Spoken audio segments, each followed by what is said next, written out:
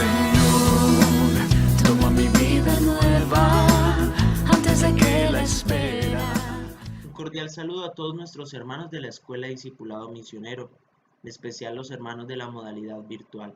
Nos encontramos con el tema de hoy, el reino de Dios, para lo cual me he basado en este libro del Papa Benedicto XVI, que lo escribe en calidad de Joseph Ratzinger.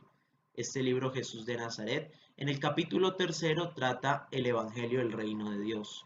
Allí está más ampliado el tema y si alguno quiere profundizarlo, pues yo lo invito a que se lea el capítulo 3. Ojalá nos podamos leer todo el libro, no solo el tomo 1, sino también el tomo 2 y el tomo 3, ¿no? Que es de la infancia. Pero por ahora vamos a hablar del reino de Dios. Les pregunto, ¿a qué vino Jesús a la tierra? Alguno podrá decir, vino a hacer milagros, vino a hacer prodigios, vino a expulsar demonios, y ciertamente Jesús no vino a esto. Jesús vino a la tierra a instaurar el reino de Dios, a edificar el reino de Dios. E instaurando el reino de Dios es que los logra salvar a todos nosotros. Entonces, ¿cómo así? Sí, miremos el inicio del Evangelio de Marcos en el capítulo 1, versículo 14. Cuando arrestaron a Juan, Jesús se marchó a Galilea a proclamar el Evangelio de Dios. Decía, se ha cumplido el plazo, está cerca el reino de Dios. Conviértanse y crean en la buena nueva. Esto ya nos da el punto de partida. Él dice, está cerca el reino de Dios. ¿A qué vino Jesús? A eso. A decirnos que está cerca el reino de Dios, que el reino de Dios ha llegado, que Él es el reino de Dios y por lo tanto vino a instaurarlo aquí en la tierra. Y para ello entonces hay que creer y hay que convertirse, o hay más bien hay que convertirse y hay que creer. Con estas palabras describe el evangelista Marcos el comienzo de la vida pública de Jesús, al mismo tiempo que recoge el contenido fundamental de su mensaje. También Mateo resume la actividad de Jesús de este modo. Recorría toda la Galilea, enseñando en las sinagogas y proclamando el evangelio del reino, curando las enfermedades y las dolencias del pueblo. O sea, él vino a instaurar el reino, a predicar el reino, a proclamar el reino. ¿Y cómo lo proclamó? Pues con el evangelio, con la buena nueva. Y habían signos, prodigios, milagros que daban fe de que había llegado el reino de Dios. Entonces el contenido central del Evangelio es que el reino de Dios está cerca. Se pone entonces allí un hito, un comienzo en el tiempo. Sucede algo nuevo. Se pide a los hombres una respuesta del don que se está recibiendo, la conversión y la fe.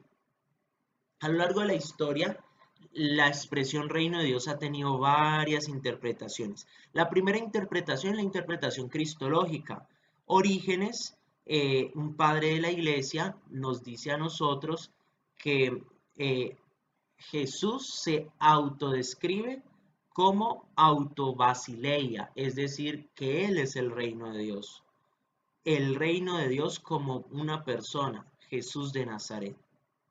Hay otra interpretación en la línea interpretativa o idealista, ¿cierto? Un poco mística, que considera que el reino de Dios se encuentra dentro del ser humano.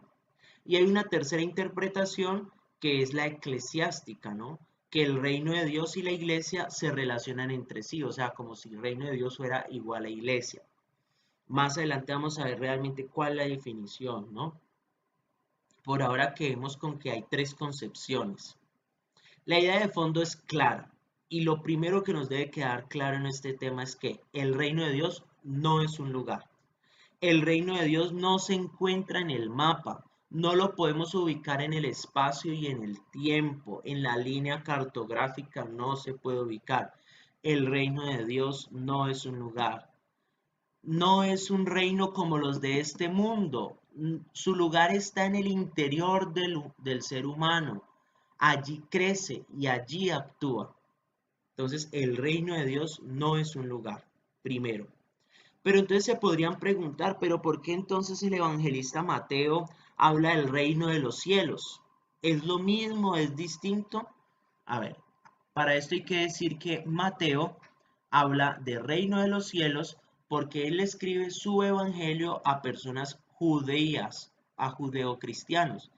Entonces, si bien es cierto, como ya se los decía en alguna charla anterior, eh, para los judíos era impensable nombrar a Dios. Entonces, Mateo se ingenia la manera de hablar de reino de los cielos para hablar también de reino de Dios. O sea, es lo mismo. Reino de los cielos y reino de Dios es lo mismo. En este contexto que estamos hablando, es lo mismo. Y entonces, cuando nos morimos, ¿qué pasa allí? Entonces, bueno, yo sé que surgen muchas ideas. Voy a aclarar de manera corta y rápida un poco y a suprimir, ¿no? Sintéticamente lo que vemos en el seminario, un curso que se llama escatología. A ver, las personas cuando mueren, bueno, primero hay que decir que todo ser humano está compuesto de alma y cuerpo, el alma espiritual y el cuerpo físico, terreno. Cuando una persona se muere, el cuerpo se queda aquí en la tierra y se desintegra. Algunos lo hacen de manera natural, ¿cierto? Haciendo una inhumación en la tierra o en una bóveda y esperando a que el cuerpo se vaya desintegrando, o algunos otros lo hacen de manera más rápida, ¿no? La cremación. Pero el cuerpo se queda aquí desintegrándose, volviéndose polvo del cual hemos salido. ¿Y el alma para dónde va? Bueno, el alma va primero directamente a encontrarse con Jesús. Se encuentra con Jesús cara a cara. Y allí en el encuentro con Jesús sucede el juicio individual. Sí, todos vamos a tener un juicio individual después de la muerte.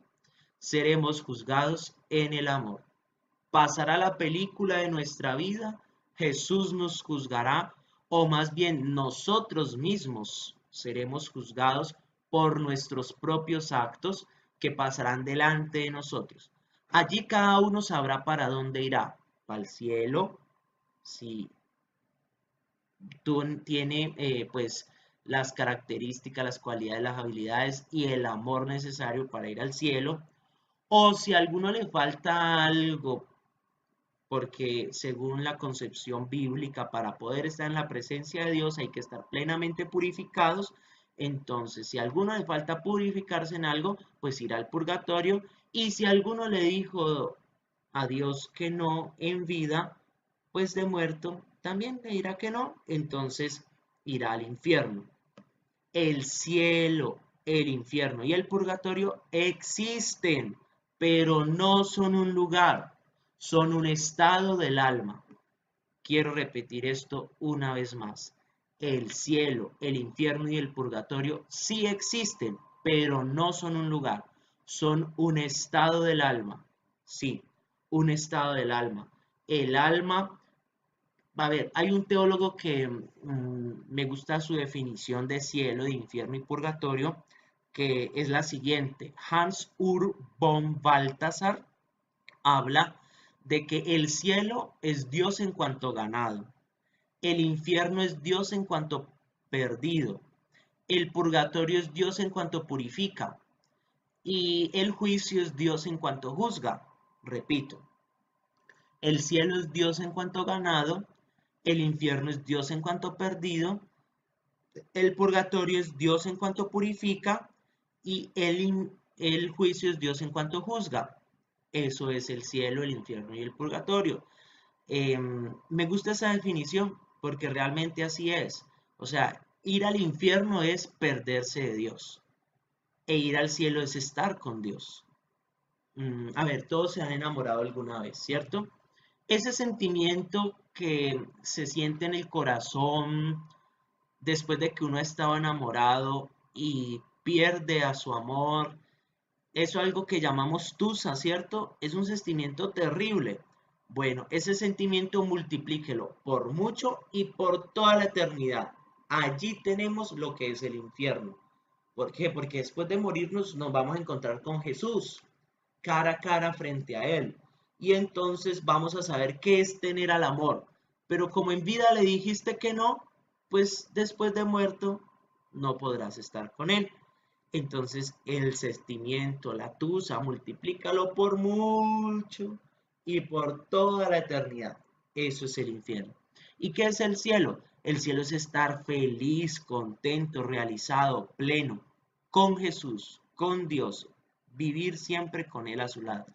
Eso es cielo, infierno. Y el purgatorio es purificarse, un tiempo de purificación.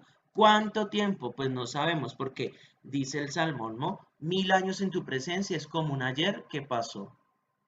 Un día como 1000 años y 1000 años como un día. Entonces no se sabe. Entonces que quede claro, el cielo, el infierno y el purgatorio existen, pero no son un lugar, son un estado del alma. Por lo tanto, esto no se puede comparar con el reino de los cielos y mucho menos con el reino de Dios. Cielo, infierno y purgatorio son un estado del alma después de la muerte y reino de los cielos es lo mismo que reino de Dios, otra cosa totalmente distinta. Para cerrar el tema de la escatología, después de que nos encontramos con Cristo recibimos el juicio individual. Los que van para el cielo se van para el cielo, los que van para el infierno se van para el infierno y los que quedan en el purgatorio quedan en el purgatorio. ¿Qué sucede después? Al final, en el último día que nadie conoce, ni el Hijo del Hombre, ese día se realizará el juicio universal o juicio final. En este juicio final, ya como cada uno sabe a dónde va, como el Evangelio de Mateo, ¿cierto? Seremos distribuidos. Vengan a mí, benditos de mi Padre, váyanse lejos de mí, malditos de mi Padre. A la derecha los benditos, a la izquierda los malditos. Y entonces cada uno ha sido juzgado en el amor, cada uno al final, en el juicio final, ya se decidirá para dónde va. ¿Y qué sucederá ahí en el juicio final? La resurrección.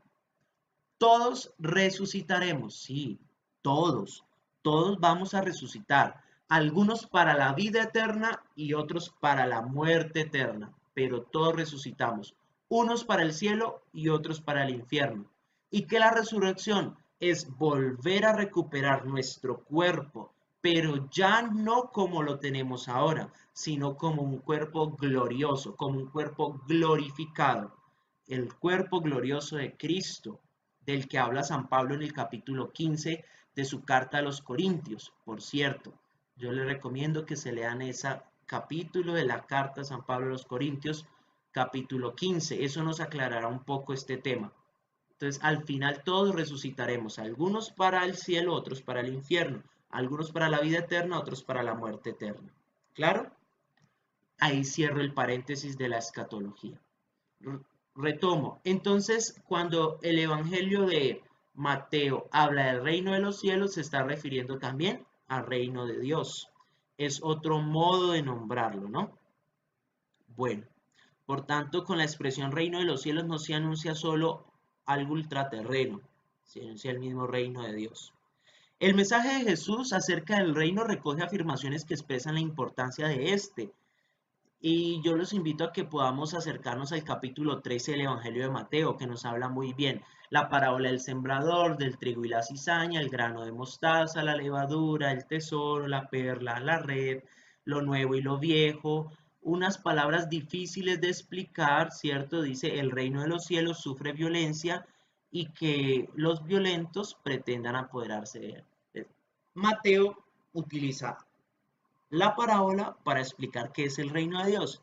Y a raíz de esto podemos entender que siempre utiliza como dos elementos que se relacionan. Podemos concluir, como aprendí de un padre jesuita, Juan Clímaco Villegas, que el reino de Dios son las relaciones interpersonales de más. Es decir, las relaciones positivas que van creando nuevas relaciones cada vez más positivas. Así es una conclusión válida que saca el padre Juan Climaco Villegas, sacerdote jesuita, del reino de Dios. Entonces se puede decir que mientras el eje de la predicación de Jesús antes de la Pascua es el anuncio del reino de Dios, la cristología es el eje de la predicación después de la Pascua para las primeras comunidades, ¿no? Entonces, la iglesia apostólica predica a Cristo y Jesús predica el reino de Dios. Pregunta, ¿están predicando algo distinto? No, están predicando lo mismo. Entonces, quiero que todo lo que yo he dicho lo vayan uniendo y entonces así al final podremos sacar la conclusión de qué es el reino de Dios. Por ello ahora se entiende cada vez más a entender con estas palabras que Cristo se refiere a sí mismo. El que está entre nosotros es el reino de Dios, solo que no lo conocemos. Otra afirmación de Jesús apunta a la misma dirección, ¿no? Si bien con un matiz algo distinto. Si yo he hecho a los demonios con el dedo de Dios, entonces porque el reino de Dios ha llegado a ustedes. El reino de Dios no consiste simplemente en una presencia física de Jesús, sino en el obrar en su espíritu, ¿cierto? En el obrar del Espíritu Santo. En este sentido, el reino de Dios se hace presente aquí y ahora, se acerca en él y a través de él. Sí, entonces, ¿qué es el reino de Dios? Es el conjunto de todo esto que hemos dicho. El reino de Dios es una persona, Jesucristo. El reino de Dios acontece en el interior del ser humano. El reino de Dios son las relaciones nuevas que tienen, como lo dice San Pablo, son las relaciones de amor, de paz, de justicia, de solidaridad, de respeto, de tolerancia. Y termino con esto. Se dice antes del concilio que dominaba el eclesiocentrismo, ¿no? La iglesia en el centro. Después se pasó radicalmente al cristocentrismo. Solo basta Cristo, conocer a Cristo, nada más. Después se pasó al teocentrismo. No, pero es que Cristo no solamente, sino Dios. Y finalmente hay una nueva postura que habla del reinocentrismo. Pero ya un punto de vista mío particular, de Brian. Si hablamos del reino de Dios, vamos a hablar de todas estas realidades.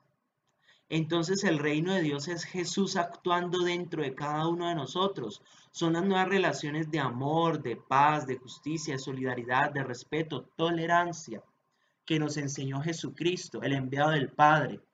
Por tanto, el cristiano, tú y yo, debemos preocuparnos por la edificación del reino de Dios. Bueno, espero que les haya quedado un poco claro este tema del reino de Dios. Yo sé que es bastante complejo, toca zafarse de esquemas, toca quitar prejuicios, toca sacar etiquetas, toca deconstruir para poder llegar a esto, ¿no? Sobre todo la diferencia entre reino de Dios, ¿sí?